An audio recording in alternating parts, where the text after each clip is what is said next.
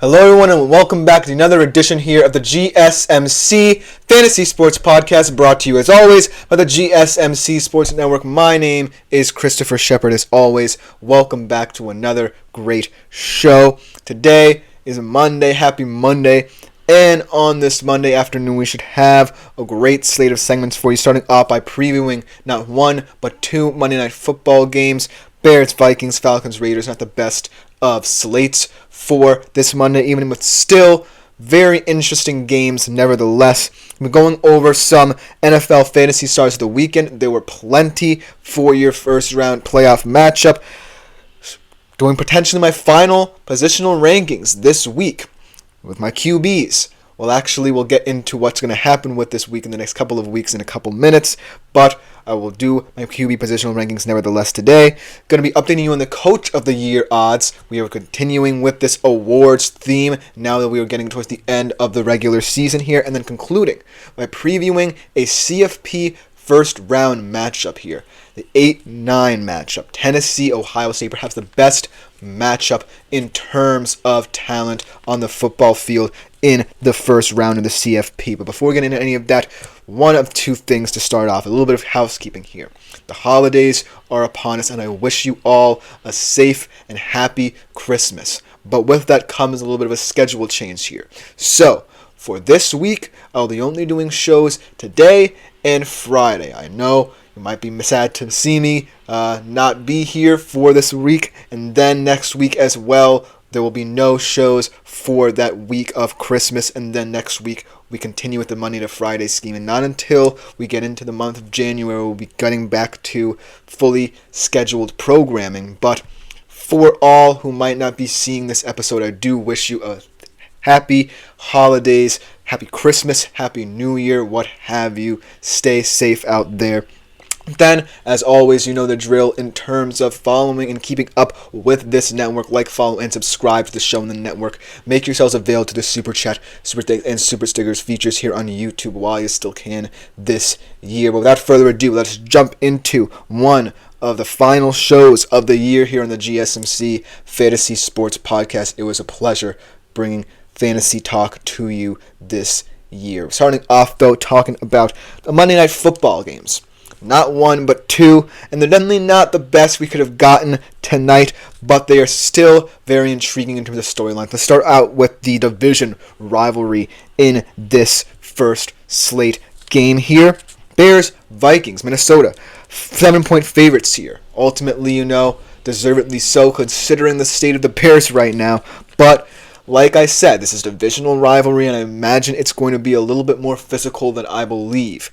Still, Vegas does not like this one at all in terms of over-unders, 43.5, Minnesota minus 300, Chicago plus 250 in terms of money line. So as you can see, pretty uneven in terms of betting odds here, slightly skewed towards the Minnesota Vikings. So when I look at this game in terms of storylines, it's more so about what the Vikings have been building here en route to an unexpected playoff berth. They just clinched last night due to the fact my Seahawks did not show up on national television. And now they're going to go into a postseason tournament that many expected they would not participate in.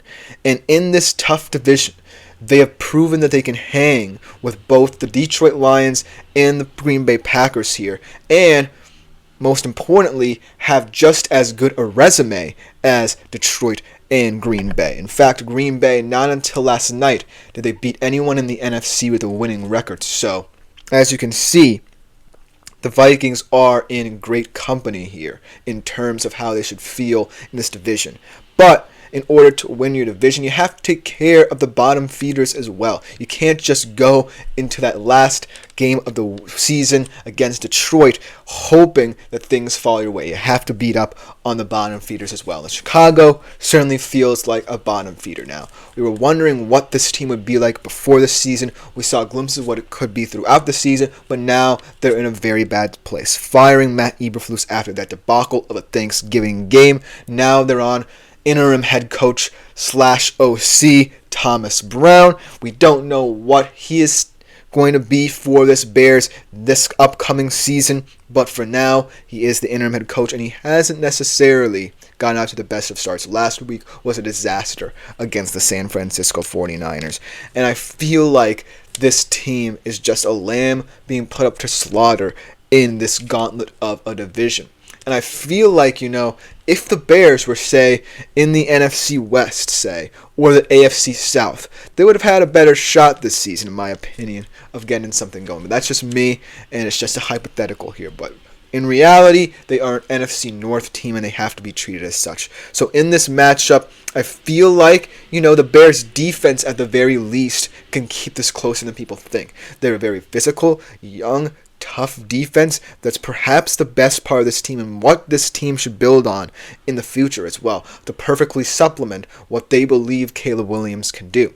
Because right now, as I see it, when I look at the Bears, they're very disjointed in terms of how complementary they are in football games. Their defense can play pretty well, and then their offense can flounder. Their defense flounders, their offense plays well, and they can't put it all together.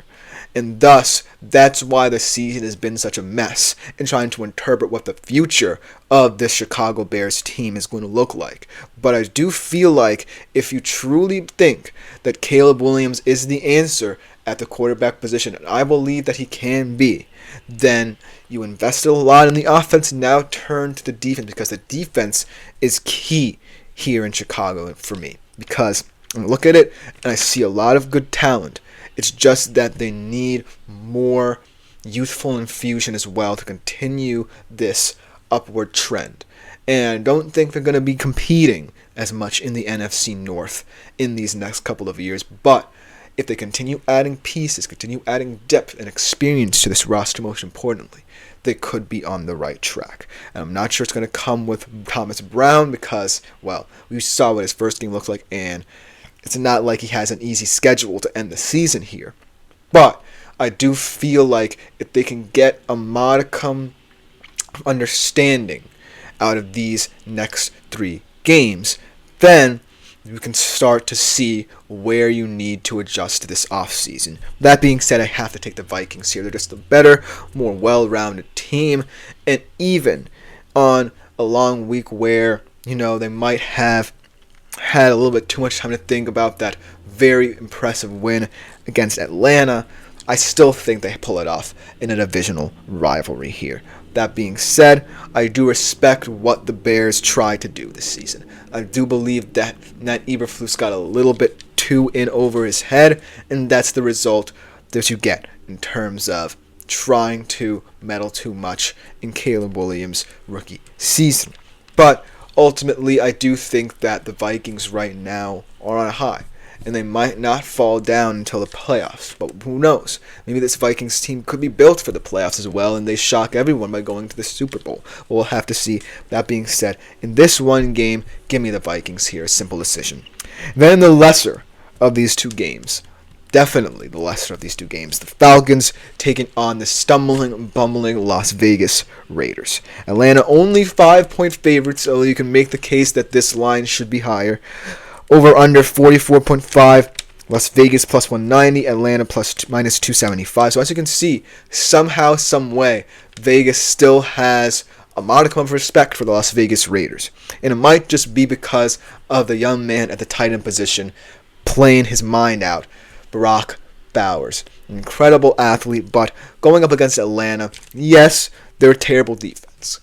But do you really trust that a guy in Desmond Ridder, who funnily enough played for Atlanta and did not necessarily bolster hope that he could be the future of that franchise, can win a game with this Las Vegas Raiders offense? I don't necessarily think so. Brock Bowers, for all intents and purposes, could still be one of the best players in this game, but I don't necessarily think it's going to be important because I just think right now the Falcons are the more complete team. As funny as it is to say over these past 4 weeks where they've really struggled offensively, I do still think that Atlanta will have just enough to take over this game.